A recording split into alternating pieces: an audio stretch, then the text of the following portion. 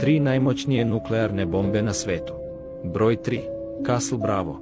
Ovu bombu je dizajnirala Amerika i njena procenjena snaga je 15 megatona, što je 1000 puta više od snage bombe bačene na Hirošimu. Castle Bravo je testirana 1. marta 1954. godine i test je imao razorne posljedice na okolinu. Počinjena je značajna šteta na okolnim ostrvima i radioaktivni otpad se znatno proširio. Broj 2. Satana 2. Ova bomba je također poznata kao RS-28 Sarmat.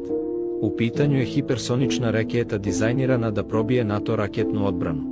Ovo oružje može da nosi do 10 nuklearnih bojevih glava i ima sposobnost da uništi područje veličine Teksasa ili Francuske.